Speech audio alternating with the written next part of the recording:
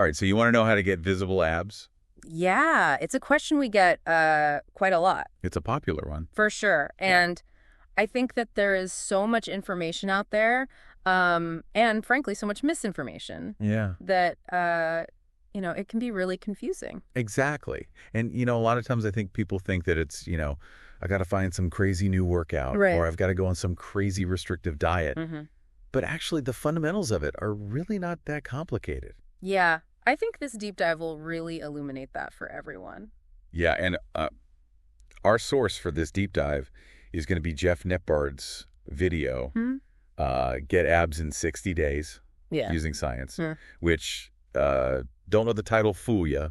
Yeah. This is really not about getting abs in 60 days. No, it's about... This is about the fundamentals. Yeah, the core principles that'll help you build visible abs over the long term. No matter your genetics, no matter your starting point. Yeah. And giving you practical steps to do it. Right. So one of the things that I think is really important when we're talking about visible abs is to understand how your body actually looks at different body fat percentages. Yeah, and the video does a great job of breaking this down visually. Yeah. So at 50% body fat, I think it's pretty clear that abs are not going to be visible. Yeah, not many people are walking around at 50%. Right. You go down to 40%, your waist might be a little bit smaller. Uh-huh. But they're still hidden. Still under a layer of fat. And even at 30%, you might have like a flatter stomach, but you're probably not going to be seeing those abs really popping yet. And this is a really important point because I think that a lot of times you see before and after pictures. Right. And they're like, I got abs in, 30 days. And it's like, yeah, okay, well, they probably already had a pretty low body fat to begin with. Exactly. And it's just about kind of fine-tuning things, whereas most people are probably going to have to go through all of these stages to see those abs really become prominent. Yeah, and it's not just about the before and after picture. It's about what is sustainable long term. Right. So as you get down to 20% body fat for men, that's kind of when you really start to see at least the upper abs. Yeah, you start to see them peeking through. Yeah. And if you keep going 10%, that's when you're looking at a pretty well-defined six-pack, assuming that you've been doing the right... Assuming you've been doing the training. Yeah. And then, of course, you get down to like that super shredded look that you see in bodybuilding competitions. And the bodybuilders. Yeah, that's around 6% body fat. Yeah. And one of the other things that the video talks about is this kind of six-pack sweet spot. Right. And so for guys... Yeah. That's somewhere between 10 and 20%. Yeah, 10 to 20. Body fat. And for women, that's a little bit higher, 18 to 28. Yeah, just slightly higher. And, the video creator even mentions that he's at about 10%, and he kind of has more of a 4-pack than a full 6-pack. Yeah. So, genetics do play a role. Right. Genetics are important. Genetics play a role in how defined and how visible they'll be. And where they sit, right? Right. Exactly. How high or low they are. Yeah. Yeah, so I think that's a really important point, and people are like, oh, I don't have good ab genetics. It's like, well, you can still get really good visible abs. Right. You can still develop what you have to the maximum. And no matter where they sit, you can still have them be visible. Exactly. Yeah, okay, so let's talk about training.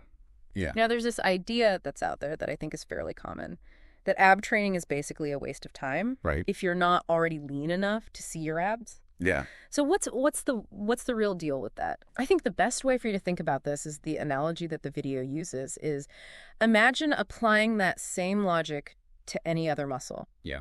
Like imagine saying, oh, don't bother training your shoulders unless you're lean enough to see the definition. Right. I mean, it sounds kind of ridiculous, right? Yeah. But the same principle applies to abs. You need to actually develop the muscle so that when you do get leaner, there's actually something there to see. Right. So you're building that foundation. You're building the foundation first. Of muscle. Yes. Yeah. Okay. So that makes a lot of sense. Now let's talk about those, I think everyone's seen those super fast, like fat-burning ab circuit style workouts. Oh, yeah. Those are everywhere. Right. And it's just like, they're always like really fast. They're really high rep. So, are those actually effective for building abs? So the main problem with those is that they don't really provide enough stimulus for hypertrophy for muscle growth. Okay. They don't bring your abdominal muscles close enough to failure. So while you might burn some extra calories, it's kind of like a light cardio session. Mm-hmm. It's not going to do a whole lot for actually building up those abdominal muscles. Okay, so it's not just about getting that burn and feeling it. No, it's about actually providing enough stimulus to make those muscles grow. And this is where we get into that concept of progressive overload, which is something that I think is really important when we're talking about building muscle. Right. It's a fundamental principle of muscle growth, and no matter what muscle group you're talking about. Yeah, and people just assume abs are different. Right. For some reason. Yeah. But they're not. No, they're not. You got to apply the same principle. Exactly. So progressive overload just means that you're gradually increasing the demands that you're placing on your muscles over time. Yeah, and that can take many forms. Yeah. It can be adding weight. Mm-hmm. It can be doing more reps. Yep. It can be, slowing down the tempo. Yeah, manipulating the tempo, controlling the eccentric. Yeah. So really, it's just about finding ways to make it more challenging. Right. Over time. Exactly.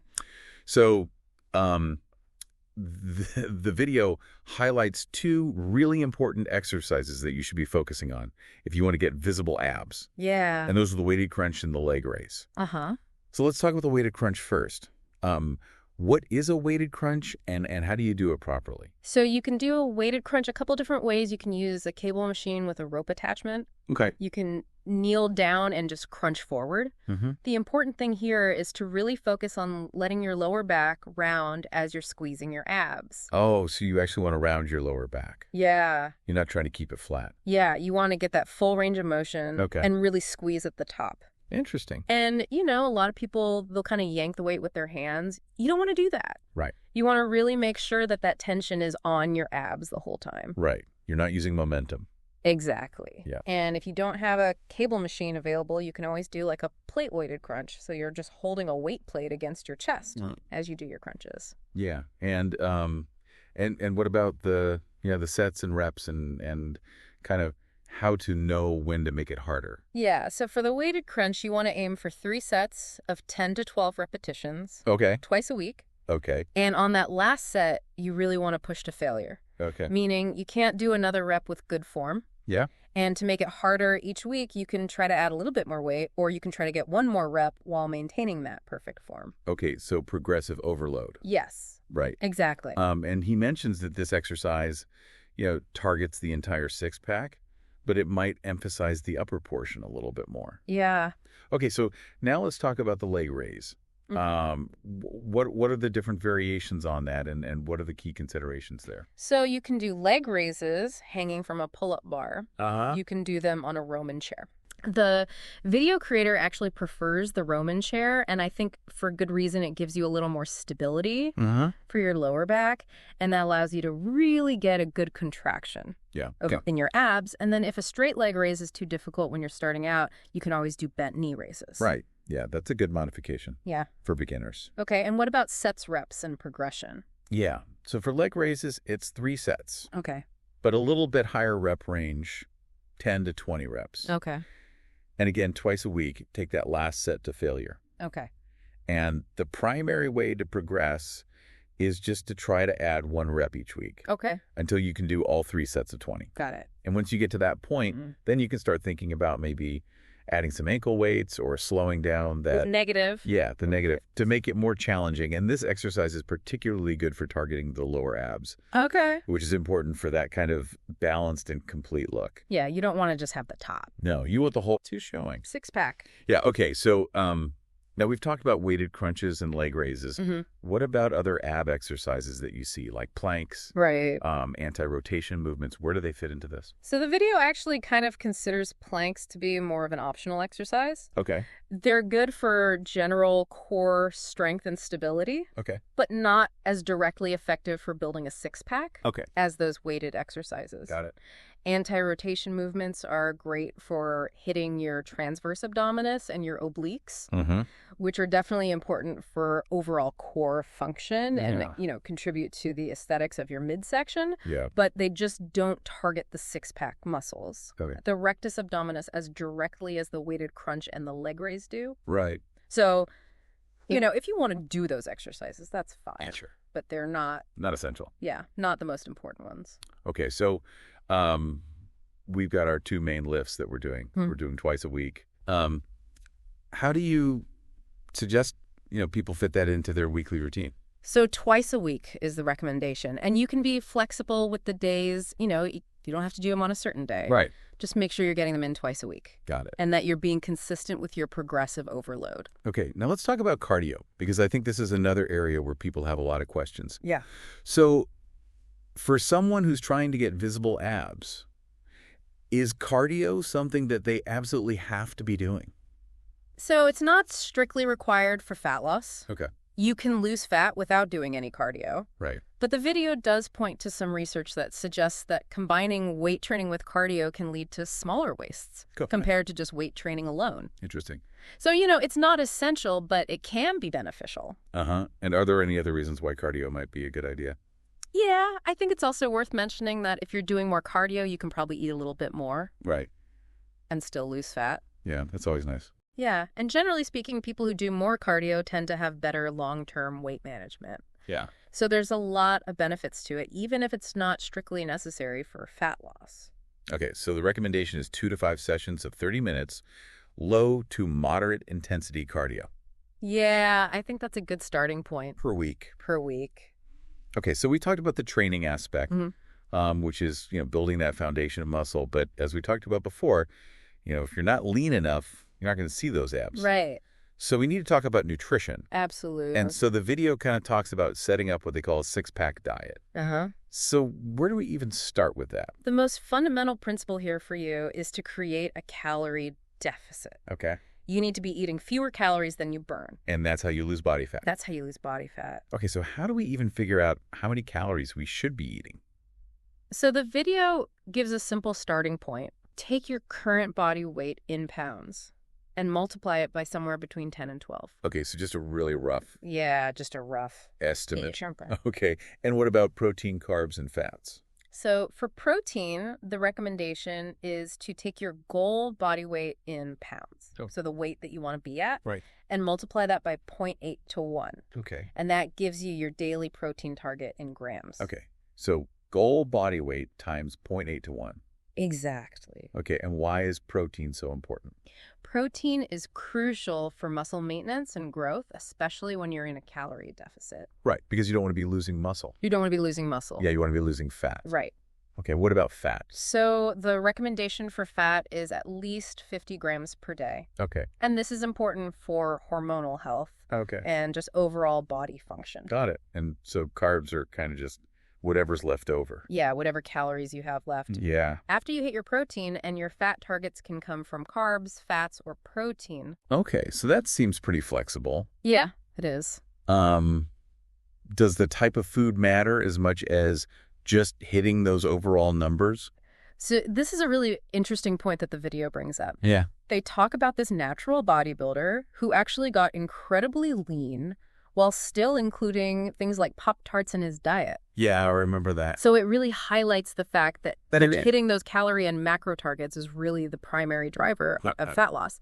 But that being said, the video still recommends prioritizing whole, unprocessed foods for the most part. Right, for overall health and just for feeling... Right, for feeling your best and performing your best. Yeah. You're going to feel a lot better if you're eating mostly whole, unprocessed foods. Right, you're not going to feel good if you're just eating Pop-Tarts all day long. Right, exactly. So, we've talked about these calorie and macro targets, but how does someone know if they're actually right for them? Yeah, because everybody's metabolism is a little bit different. So the video really stresses the importance of tracking your progress and making adjustments as needed. So these initial calculations are just a starting point? They're just a starting point. Okay. They're not set in stone. Okay, so what does, kind of sustainable, healthy fat loss look like? So a good rule of thumb is to aim for losing about 0.5 to 1% of your total body weight per week.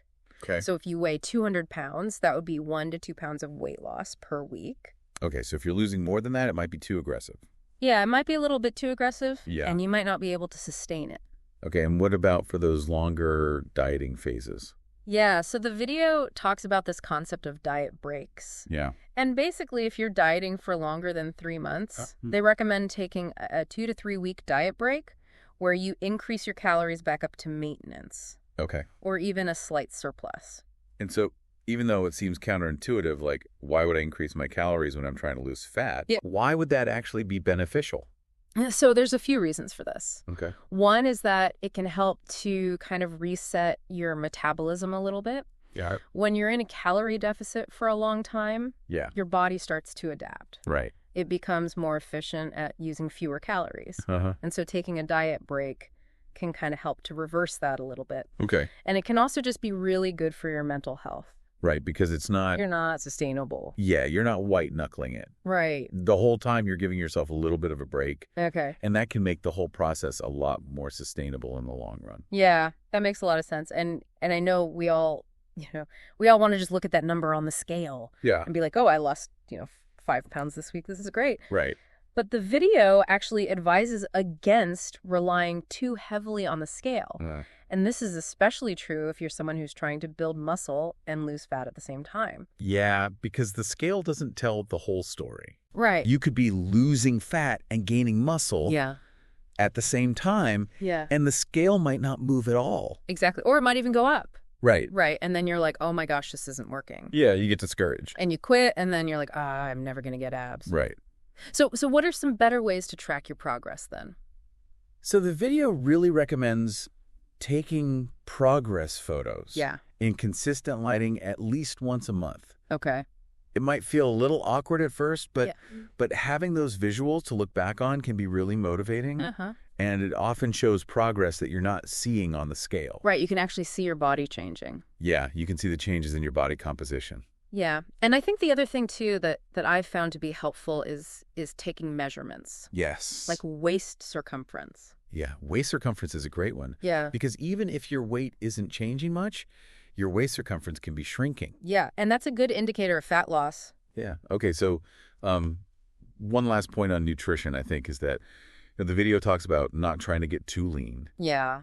So what are some of the potential negative side effects of aiming for a really low body fat percentage? So once you start getting below about 8 to 10% body fat for men or 18 to 20% for women, you can start to experience some negative side effects like low energy, extreme hunger, and even a reduced libido. Yeah. And I think those are all things that, most people don't want to experience. So it's kind of about finding that sweet spot where you look good. Right. You feel good. Exactly. It's about finding that balance. Yeah. Okay, so let's switch gears and talk about supplementation now. Okay. The video mentions 3 supplements that they consider to be worth taking. Yes. And the first one is protein powder. So is that something that's essential? No, it's not essential. Okay. You can absolutely get visible abs without taking protein powder. Okay. But it can be a really convenient way to hit your protein targets. Yeah, especially after a workout, Right. When you need a quick and easily digestible source of protein. Right. And he even talks about how the anabolic window is kind of a myth. That's a bit of a myth. Hey, it's not as important as people think. Yeah. It's more about hitting your overall protein target throughout the day. Exactly. And a typical serving is 30 to 50 grams. Yeah, somewhere in that range. Okay, what about creatine monohydrate? So creatine monohydrate is definitely one of the most well-researched and effective supplements out there. Yeah. The recommendation is to take 5 grams per day. Okay. And the timing doesn't really matter. Okay. You don't need to cycle on and off. Okay. Decades of research has shown that it's safe and effective for most people. Uh-huh. It can increase your strength. It can increase your muscle mass. And I think there's this misconception that creatine makes you bloated. Yeah, a lot of people worry about that. And while it can cause some water retention in some people, it doesn't typically cause noticeable bloating. Yeah. And it's worth noting that creatine doesn't actually work for about 25% of people. Yeah. So the only way to know if you're a responder is to try it. Right. Try it out. Yeah. And see how you feel. Okay. And the third supplement that the video mentions is caffeine. Yes. Now, this is one that I think a lot of people are probably already familiar with. Right. So what's the deal with caffeine and how can it be beneficial? So caffeine does have a small thermogenic effect, meaning it can help you burn a few more calories throughout the day. Okay. But the main benefit that the video highlights is its ability to improve your focus, and alertness during your training sessions. So especially if you're training in the morning or later in the day. Or if you're just feeling a little bit sluggish, it can give you that little boost. Yeah, and he does mention that you can build up a tolerance to caffeine. Right. So what's the best way to kind of manage that? So the suggestion is to only use caffeine on days when you really need it. Or to consider cycling off of it every few months. Yeah, take a break. Yeah, take a break so that it remains effective. Okay, so we've got our protein for convenience, our creatine for strength and muscle growth, and our caffeine for focus. Yeah. Now, the video also mentions an app called Macro Factor. Yes. So what's the deal with that? So the creator of the video is actually involved in the development of this app. Okay. And it's basically designed to simplify diet planning and tracking. Okay. So it have a lot of features like a barcode scanner, a nutrition label scanner. Okay, so it makes it easy to... Makes it really easy to track your food intake. And it provides a lot of analytics. It helps you visualize your progress. And it even has like weekly check-ins and a community forum. So it's kind of like a more comprehensive approach. A more comprehensive approach to nutrition. Yeah, and he does show some pretty impressive transformation photos. Yeah, very impressive. From people who've used the app, including his own personal journey. Yeah, he lost 30 pounds using the app. Wow. So it definitely seems like it can be effective. So if you're someone who, likes that structure and that data, that might be a good option for you. It could be a helpful tool. Yeah.